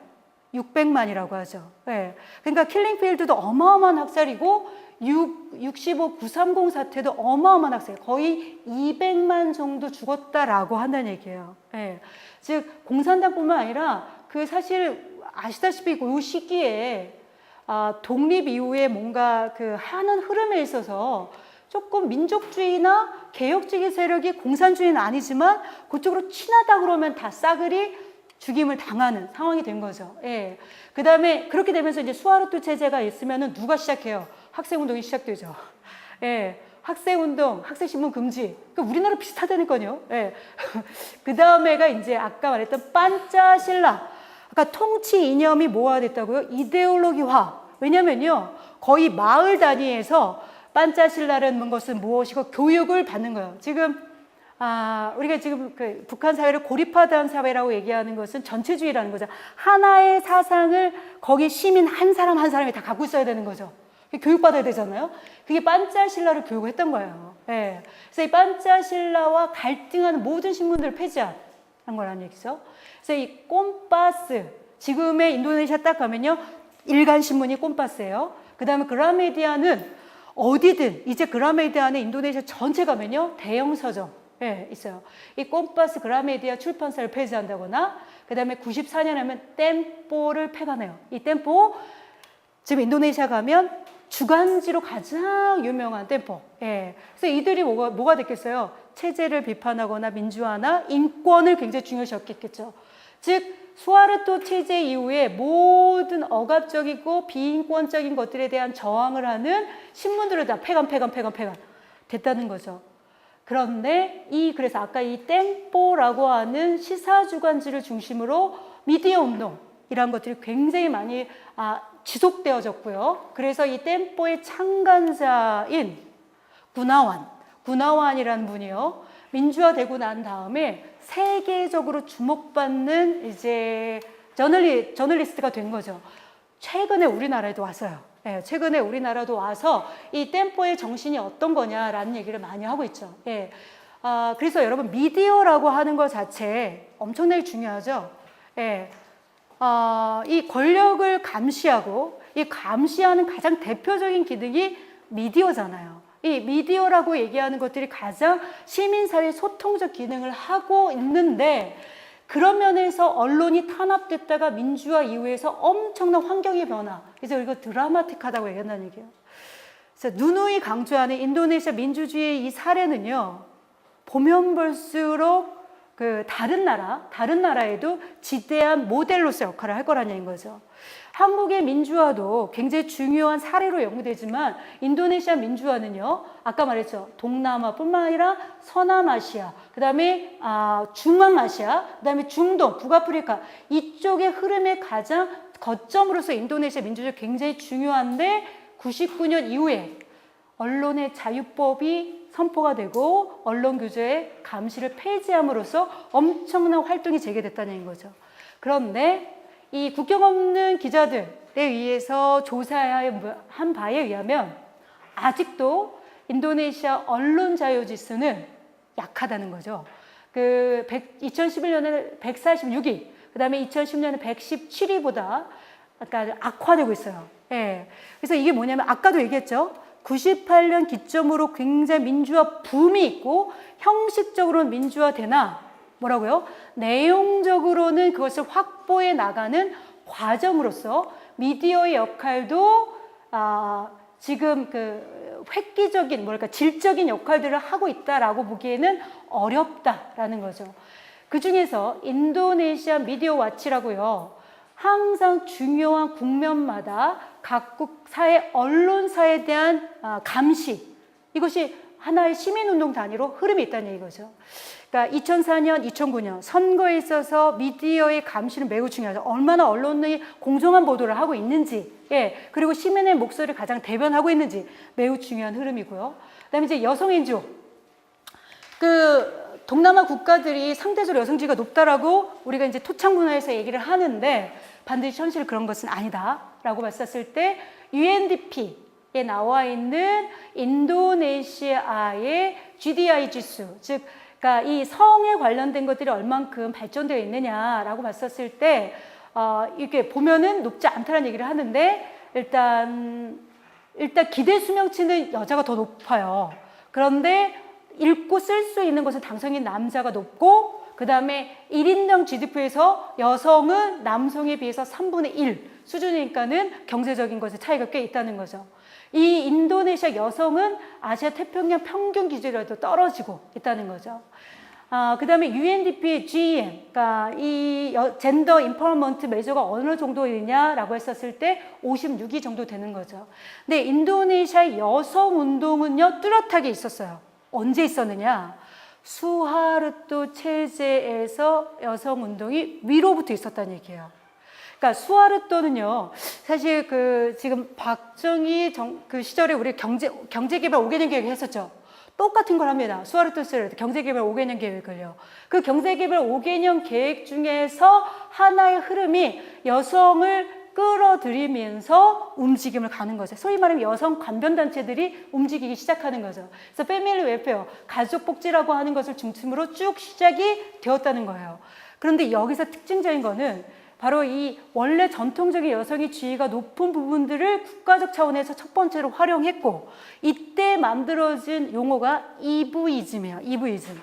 여러분, 그 인도네시아에는 남성과 여성을 표현하는 것이 있는데, 남자는 밥박만 하면 돼요. 빡빡 이렇게 얘기하면 되고요. 여성은 이브라고 하는 거죠. 그래서 여성주의, 위로부터의 여성주의는 이브이즘으로부터 시작을 했고, 이게 이제 경제 발전의 흐름에 맞춰서 시작이 됐는데, 80년대가 되면 바로 여성이 아래로부터의 NGO들이 시작이 됐는데, 이것이 해외, 그러니까 유엔이나 그 외부적인 지원을 받아가면서 시작했다는 얘기예요. 그리고 난 다음에 민주화가 되면 어떻게 돼요? 자립화되는 경로를 갖는다는 거죠. 지금도 여성 NGO는 굉장히 다양한 형태를 갖고 있습니다. 예. 그래서 그대로 이 솔리데리티타스는 뭐냐면 영어의 솔리데리티 이거를 표현하는 거예요. 그 다음에 프렌포아는 여성을 얘기하고 있고요. 그 다음에 이 미트라라고 얘기하는 것은 친구, 그러니까 여성이 하나의 친구로서의 커뮤니티를 이루어야 된다라는 뜻으로 이런 주요 언어를 보면은 얘기를 하고 있고요. 그 다음에 이 인도네시아의 NGO의 운동에 두 가지 흐름이 있어요. 야야산. 이것이 재단이에요. 파운데이션, 재단의 흐름을 갖고 있고요. 하나는 어소시에이션, 결사체의 운동을 갖고 있다는 거죠. 그래서 야야산이냐, 여기 어소시에이션이냐, 이 두 가지 측면에서 이게 조직화된 거냐, 아니면 자발성, 자율성을 강조하느냐, 그 흐름들이 있다는 거고요. 인도네시아 여성의 NGO 운동은 초기에 교육, 결혼에 있어서 성차별 금지로부터 여성의 권리라는 측면까지 확대해서 활동을 하기 시작했고, 이 유엔과 긴밀히 연관되어 있는 것이 굉장히 특징적인 거고요. 그 다음에 인도네시아는 여성의 정치 활동이 활발한 편이다라는 거예요. 지금의 아까 말했던 메가와티가 부통령도 했었고요. 지금의 고위직에는 여성 장관이 굉장히 많습니다. 예. 세계적으로 활동하는 인도네시아 여성 활동가들도 굉장히 많고요. 인도네시아가 오랫동안 국가폭력에 노출되어 있다고 했었잖아요. 그래서 소수자 노동운동, 민주화운동, 분리주의 운동에 대해서 탄압도 굉장히 있었고요. 그래서 요 인권 탄압에 기초한 사례에 대해서 법률적 지원을 해주는 단체가 71년부터 있었다는 거죠. 예. 그래서 여기 보면 인권 관련 소송을 무료로 지원을 한다라고 하는 거. 그래서 여기 른바가 반투한 후금, 법률에 대한 보조적인 역할을 하는 조직들, 법률구조재단이라고 해요. 여기서는 이것이 초기에 이 운동에서 매우 중요한 역할을 하고 있다는 얘기죠. 이것이 전국적인 조직이 만들어지고 이게 지금까지가 유지되어진다고 보면 돼요. 예. 그래서 인도네시아는요, 법이 굉장히 중요합니다. 처음부터 법에 대해서 항상 중요시했어요. 굉장히 법이 잘 안 지켜지지만 모든 사안들을 법률적 판단에서 굉장히 중요했기 때문에 NGO 운동에 있어서 이 엘베하의 역할은 굉장히 컸고요. 요거의 흐름이 뭐냐면 구조적 법률 구조 운동, 즉 이 법 안에서의 불평등성, 그 다음에 집행에 있어서 불평등성, 이 문제들을 해결하기 위해서 만들기 시작했다는 거죠. 근데 뭐예요? 법이라는 제도적 한계. 이것이 민주화되고 난 다음에 이 운동에 대해서 동의하지 못한 사람들이 뭐로 가는 거예요? 새로운 흐름으로 간다는 거죠. 그래서 이 엘베하라고 하는 흐름과는 달리 굉장히 중요한 이게 바로 트래디셔널 저스티스, 이행기 정의 운동인데요. 아주 오랫동안 군부가 지배했거나 그 다음에 독재가 지배한 데는 그 시기에 보면 인권 탄압 쪽에서 굉장히 많을 거 아니에요. 그런 것들에 대해서 정상화, 그 다음에 피해자 보상, 그 다음에 과거 역사에 대한 정당한 해석, 이런 것들이 트랜지셔널 저스티스인데 그거의 흐름에 맞는 인권 NGO가 있다는 거죠. 예, 이거 약자예요. 콘트라스라고 얘기하는데, 그러니까 이 코미시는 위원회, 그러니까 운뚝 오랑 힐랑, 잃어버린 사람을 위해서, 인간은 실종자죠. 그 다음에 코르반 띵닥, 그러니까 이 코르반은 희생자, 띵닥 끄끄라사, 이거는 폭력에 의한 희생자. 예, 그래서 이거 납치 실종자 및 폭력 피해자 대책위원회, 이런 것이 콘트라스가 98년 이후에 굉장히 중요하게 활동하고 있다는 얘기죠. 그러니까 아까 엘베화랑 좀 다른 의미죠. 그 다음에 이게 이제 바로 2002년이 되면 군부, 경찰, 정보기관, 여기에 검찰 들어가야 돼요. 검찰. 안보기관 모니터. 여러분, 모니터링 효과, 모니터링을 하는 NGO도 굉장히 중요하죠.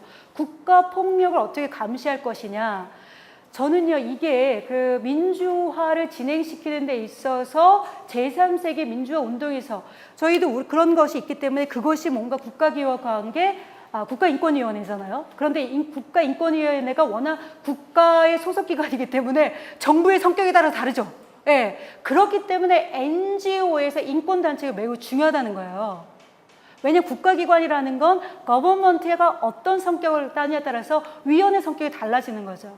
예, 근데 이거, 그래서 아까 얘기했어요. 선생님이래요.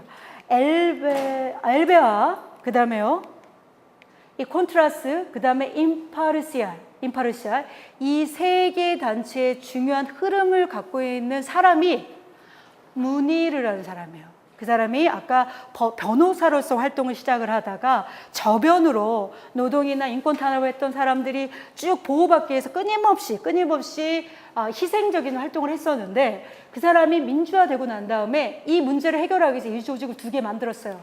그런데 그가 너무나도 얼마나 많이 정신적으로 피파됐겠어요. 70년대, 80년대, 90년대. 그래서 대충 인도네시아가 민주화되는 시점, 그게 뭐냐면 2004년, 즉 대통령 직선제가 있었던 때 그 사람이 네덜란드로 가서 NGO 석사를 받으려고 네덜란드로 가는 가루다 공항 비행기 안에서 독국물을 먹고 죽어요.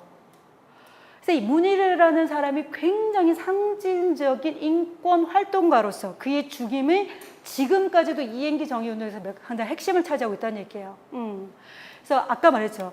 이 정당, 그 다음에 그 정치체제로서의 과두제, 실제로는 형식적으로는 굉장히 민주화되어지는 것 같이 보이나 하나의 인권운동과의 죽음도 해결하지 못하는 현재의 인도네시아 민주주의 수준이라는 거예요. 예, 그것이 단적으로 보여주는 사례라고 볼 수 있는 거죠. 그 다음에 인도네시아에서 굉장히 중요한 반부패 NGO가 있다는 얘기예요. 여러분, 이 지도에 의하면 이게 바로 CPI, 그러니까 국가 투명성 지수잖아요. 어떤 나라가 얼마나 깨끗하냐, 정부가 얼마나 깨끗하냐, 사법부가 얼마나 깨끗하냐, 이것이 국제 투명성 기구에서 만들어주는 CPI 투명성 지수인데요. 여러분 보시기에 당연히 파란색이 깨끗한 나라겠죠. 파란색이 그래도 깨끗. 이 빨간색이 뭐예요? 이 빨간색이가 부패한 나라들이라는 얘기예요. 부패한 나라들. 예, 이 빨간색이. 근데 이 그 CPI 지수나 아까 말했던 프리덤 하우스 지수는 색깔이 비슷해요. 그러니까 이 세상이 파란색이 될수록 평화와 민주주의의 나라, 인권의 나라가 되는 거죠. 근데 전 세계적으로 다 빨갛습니다.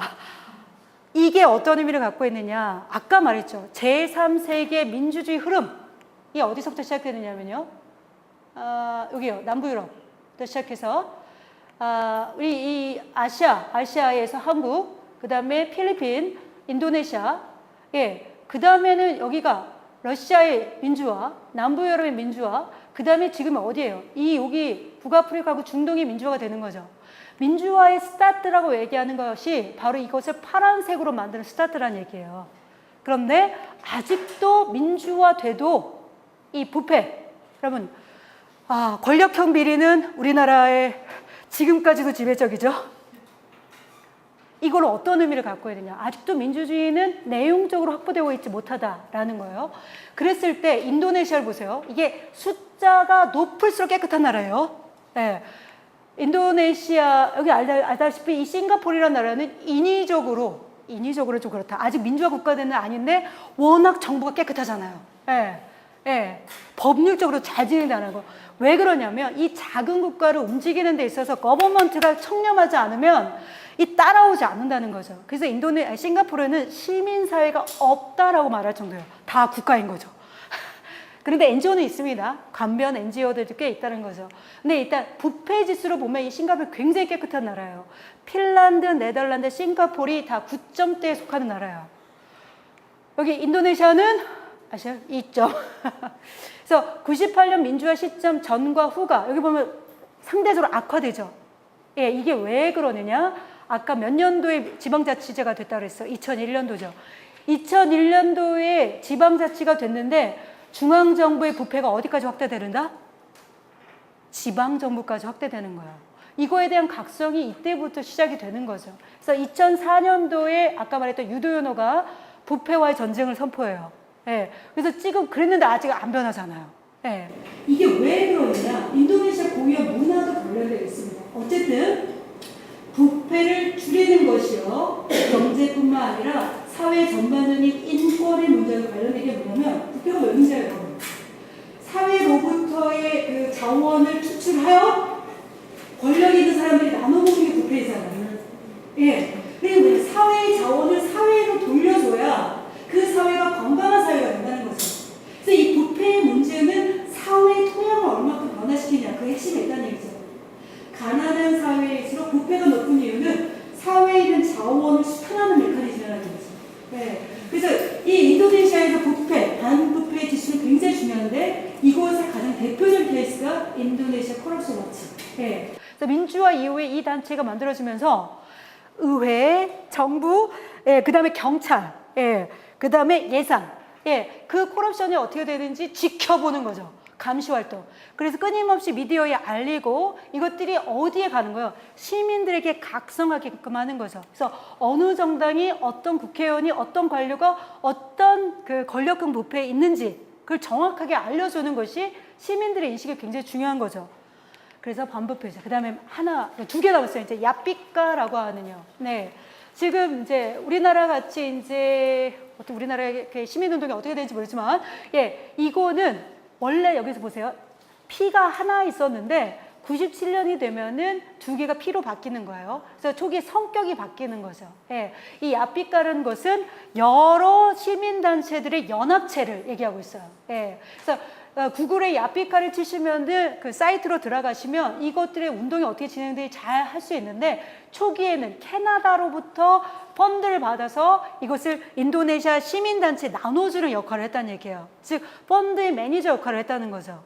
아래로부터의 자율성이 굉장히 자금이 부족하니까 그러다가 97년에 보면 인도네시아의 NGO들이 결합해서 이런 큰 NGO 단체를 만든다는 거죠.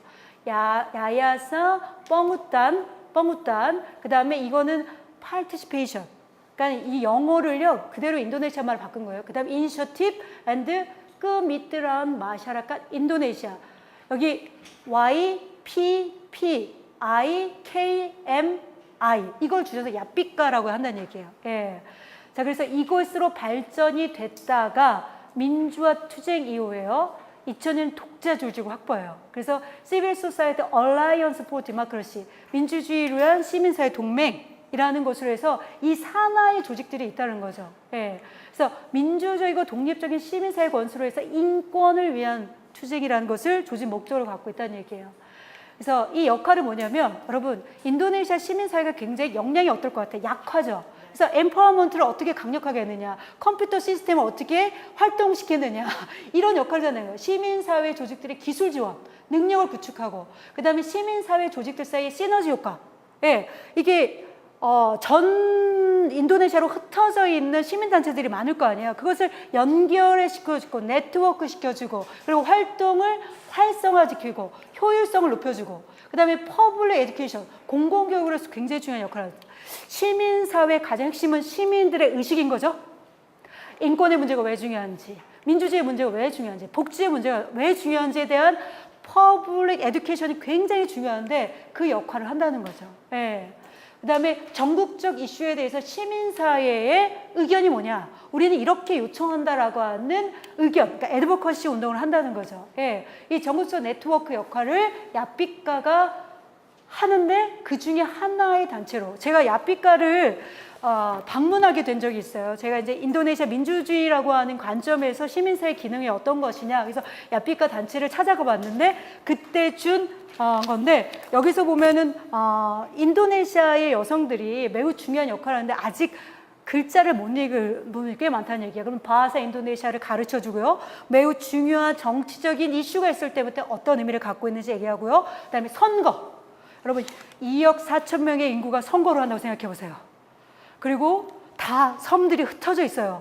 그리고 17,000여 개의 섬들에 이 사람들이 흩어져 살아요.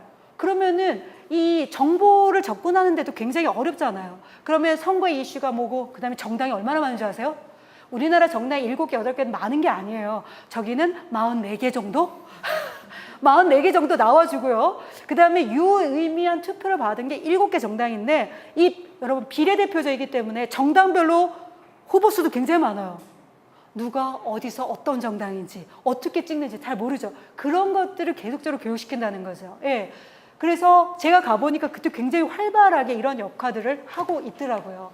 그래서 여기 이제 4가지 전략들에 대한 얘기를 하고 있고요. 그 다음에 함께 만든 조직들이 이렇게 다양하다는 얘기예요. 이게 데사라는 게 마을이거든요, 마을. 그러니까는 인도네시아는요, 굉장히 정부 체계가 굉장히 조직화되어졌는데 아래로부터라고 하는 행정단위 조직이 굉장히 강화되어 있어요. 거기 안에 다 뭐 있다고요? 시민단체들은 다 있다는 얘기예요. 네. 비나 데사라 가장 기본적인 데사, 마을 단체. 이걸 기초로 해갖고서는 여성도 있고요. 그 다음에 이거 뭐냐면 여성.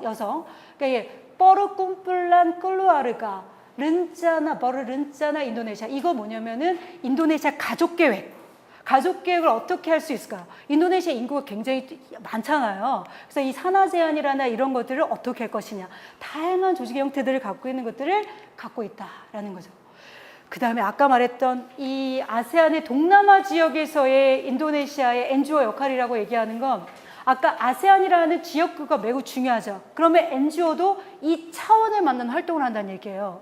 이 아세안이라는 위로부터의 기구가, 지역기구가 위에 엘리트만의 움직임이 아니라 동남아 시민사회, 동남아의 NGO들이 아세안이라는 것의 흐름, 지금 아세안은요, 1997년 30주년을 기념하여 2020년 되면 경제공동체, 정치공동체, 사회문화 공동체, 커뮤니티를 만들겠다고 선포했어요. 그리고 가장 빨리 2015년에 경제공동체를 만들겠다는 얘기예요. 그러면 여러분, 어떤 커뮤니티를 만드는 데 있어서 아래로부터의 흐름이라는 건 굉장히 중요하죠. 그래서 참여적 지역주의, 아세안을 아래로부터 움직여야 된다라고 하는 조직들이 있다는 얘기죠. 말 그대로 아빠, 사빠. 그래서 아세안 피플스 어셈블리라고 하는, 그래서 2006년부터 계속 만들어져서 아세안의 공식 자문기구가 됐다는 얘기예요. 그 다음에 사빠, 아세안 시민사회 연대회. 이런 흐름들이 아세안을 시민사회 중심적인 기구로 만들고자 하는 흐름이라는 거고, 여기 안에 당연히 인도네시아 활동가들, 매우 중요한 역할을 하고 있고요. 그다음에 이 방콕에 본부를 둔 포럼 아시아, 이거는 이 동남아 전체의 동남아 사람들의 인권, 예, 이것에 대해 강조점을 두고 있다는 얘기예요. 그 다음에 이거는 우리나라의 싱크탱크들이 모여서 동아시아 지역 공동체, 아까 아세안 플러스 3라고 하는 단위에서 시민사회 또는 시민사회라기보다는 제1, 제2, 제3 섹터들이 함께 모여서 시민 NGO들, 그러니까 죄송합니다. 아세안이라는 지역기구들을 어떤 엘리트 중심주의 아니라 다차원적으로 만들자 시작해서 움직임이라는 얘기예요. 그래서 그러니까 한국에서의 NGO 운동이 동남아라는 세계적인 지역 차원에서 확대해야 되고요. 특별히 NGO가 엘리트들의 외교력의 방향을 제시할 수 있는 흐름까지 가야 하는 것이 NGO의 활동의 흐름이 아닌가 저는 개인적으로 생각하고, 인도네시아를 보면 볼수록 국내와 국제, 국내와 지역, 이게 경계가 없어요. 근데 우리는 아직 너무 경계가 많죠. 예. 그래서 NGO 활동도 그 폭을 넓혀야 되는 것이 한국사의 중요한 시사점이 아닌가라는 얘기를 드리고자 합니다. 너무 길게 얘기했습니다. 그동안 듣느냐고 수고 많으셨습니다.